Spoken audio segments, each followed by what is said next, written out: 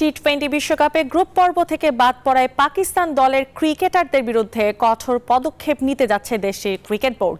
পাকিস্তানি গণমাধ্যমগুলো বলছে খেলোয়াড়দের বেতন কমানোর কথা ভাবছেন তারা, এমনটাই বলছে পাকিস্তানের একটি সংবাদ মাধ্যম।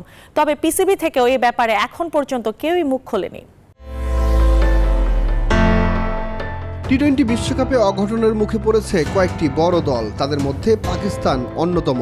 প্রথমবার বিশ্বকাপে খেলতে আসা আয়োজক দেশ যুক্তরাষ্ট্রের কাছে হেরে বিশ্বকাপ থেকেই বিদায় নিতে হয়েছে তাদের।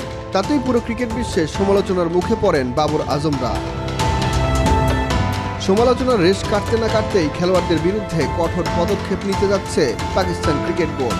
পাকিস্তানি গণমাধ্যমগুলো এমন খবরই ছেপেছে বড় করে।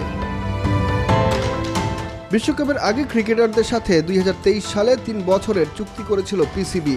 সে চুক্তি অনুযায়ী গ্রেড এতে থাকা বাবর আজম, মোহাম্মদ রিজওয়ান ও শাহিন শাহ আফ্রিদি মাসে 45 লাখ পাকিস্তানি রুপি আয় করেন। গ্রেড বিতে থাকা সাদাব খান, ফকর জামান, হারিস রৌফ, নাসির শাহদের বেতন প্রায় 30 লাখ পাকিস্তানি রুপি। সি ও ডি গ্রেডে থাকা ক্রিকেটারদের বেতন 7.5 লাখ রুপি থেকে 15 লাখ রুপির মধ্যে। বেতন কাঠামোর পরিবর্তন না আনলেও বাবর শাহিনদের এ গ্রেড থেকে সরিয়ে দেয়া হতে পারে বলে খবর ছেপেছে পাকিস্তানি গণমাধ্যমগুলো। পিসিবি এখন সাদা বলের ক্রিকেটে পাকিস্তান দলের কোচ গ্যারি কাস্টেনের প্রতিবেদনের অপেক্ষায় আছে। সে প্রতিবেদন এলেই বেতনের ব্যাপারে সিদ্ধান্ত নেবে পিসিবি।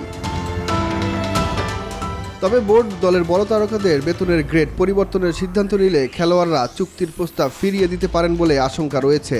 আর এমন কোনো ঘটনা ঘটলে পাকিস্তানি ক্রিকেটাররা স্বাধীনভাবে খেলার সিদ্ধান্ত নিতেই পারেন।